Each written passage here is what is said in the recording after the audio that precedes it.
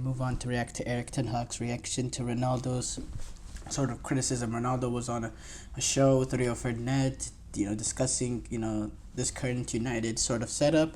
And Ronaldo had a little bit of negative comments. But by the way, let's get this out of the way. With Cristiano Ronaldo, the way it ended between him and United and Erik Ten Hag, any comment that he made on United or Ten Hag was going to get exacerbated to the extreme degree because of that. That was just bound to happen. But, there was some interesting things said about that Ronaldo did discuss with criticizing Ten Hag. He did say, when speaking of Ten Hag, Ronaldo said, he said that Manchester United can't win the Premier League. He said this, if you read the article very well. Oh, no. He said that Manchester United can't win the Premier League. Hold on. I don't have the full comments. Let me read the full comments. Sorry, give me 1 second. So, this is what Erik Ten Hag said. Not Erik Ten Hag. This is what Cristiano Ronaldo said on Erik Ten Hag.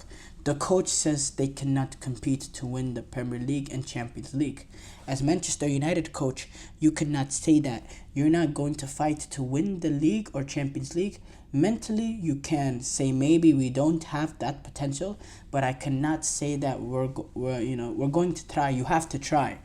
And then Ten Hag, he sort of not hit back. I think that's a strong way to put it, despite a lot of headlines saying Ten Hag does a fiery... No, it wasn't a fiery response, but he did respond on it. He was asked about it, number one, at the presser. Let's get that straight. He was asked about it at the presser. And Ten Hag sort of dismissed the comment, saying... this is what Erik Ten Hag said, actually. He said that Manchester United can't win the Premier League. He said this, if you read the article very well, he is far away in Saudi, far away from Manchester, so everyone can have an opinion and is entitled to have an opinion. It is okay. And by the way, so that's what Erik Ten Hag said. He said, he basically said that Ronaldo is the one that said Manchester United can't win the Premier League, which when I first read this comments, I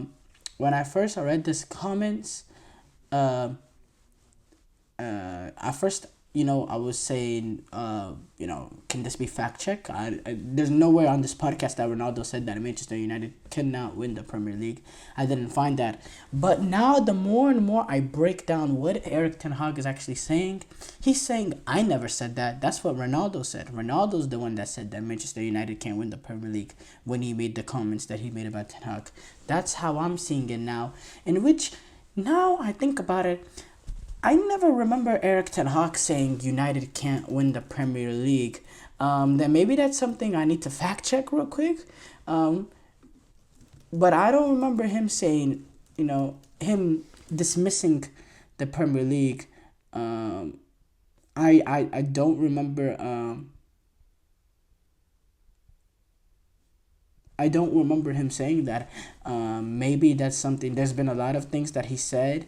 When he's discussing about injuries, the fact that they're in a transitional period and all of that, but I never heard him dismiss the Premier League. And number one, he can't dismiss the Champions League for the season because, well, they can't win the Champions League. They're not even in it.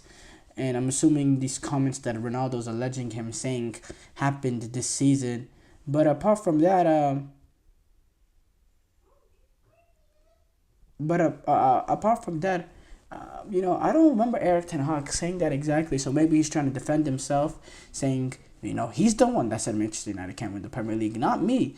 But obviously, with Cristiano Ronaldo and any sort of comment he made, because of the way it ended, as I said previously on the segment, it was always going to get exacerbated. It was always going to be on the top front headlines, and it's a little...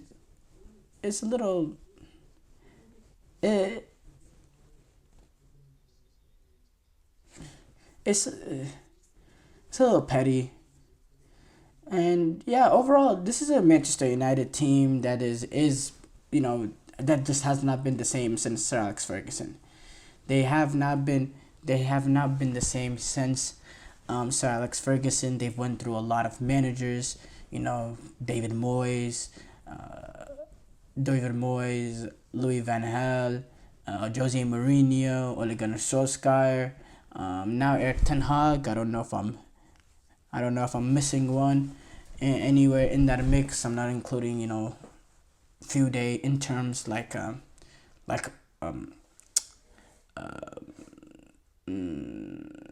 well, what was Michael Carrick, not including guys like that. Just talk about guys that have had a good, an actual run at being the manager for Manchester United, and they still have not been able to find their formula of success post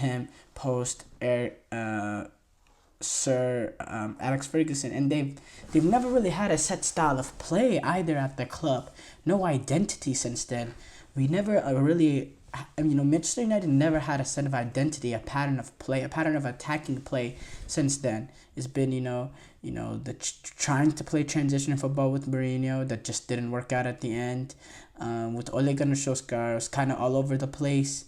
Now Erik Ten Hag, again, we don't really have a set pattern of play. It's just the same old cycle for Manchester United. And now with Erik Ten Hag, he's, that past season, was really, really rough. A really, really rough season for not just him, for United. He had, they did suffer a lot of injuries, in which I do feel sympathy for. And he did end up winning a trophy at the end of the day. But in terms of the season, it was really, really bad. The way he handled the pressers after the games and some of the losses, just as bad. And yeah, it was really just really hard to watch.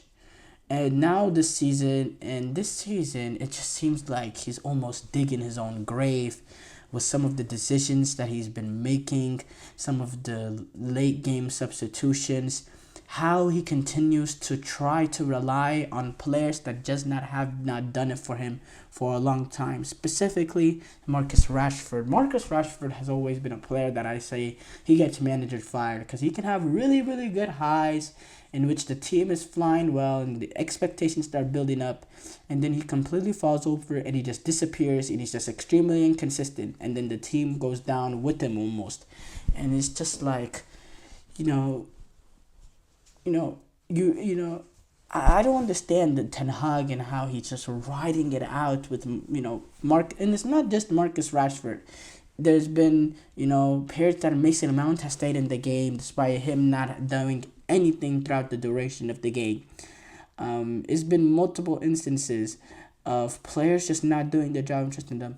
You need a goal late on against Brighton. You're at 1-1 and you're looking for a winner and you're pushing for it, and you take out your most creative player in no, you don't take off actually. You take off your most creative player in Bruno Fernandes, one of the few players in that game that was trying to play a forward line breaking ball, and you bring in Scott McTominay. Late in the situation where you need a goal, and yes, I know Scott McTominay, he does have the capacity to make runs into the box, but you don't take out Bruno Fernandes for Scott McTominay. And by the way, this was a Scott McTominay that got sold like 2-3 days later. That was on the outs at Manchester United. So that was unbelievable to me. His in game, that starting lineup just in general from that game, not going with the number 9, that false 9 being a complete and utter failure. Not playing Alejandro Garnacho as well. Not starting him so far. Until the Liverpool game, not starting him at all in the first 3 games of the season, despite him being one of the better performers in preseason, and you had a Rashford being in there, and then Diallo, he's had an okay season as well. He had a good preseason. Somehow he's getting benched for Marcus Rashford, who again has not done anything at all. Erik Ten Hag, he's sort of digging his own grave, and he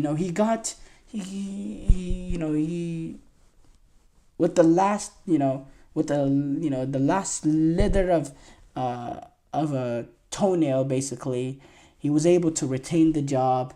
And when you retain the job in that sort of aspect, immediately the pressure immediately picks up to start the next season. He finds himself in a position now. He doesn't get this up firing within the next string of games, then we're gonna be discussing Erik ten Hag being another manager to add to the list of managers that have failed post Sir Alex Ferguson. It's really reaching that point.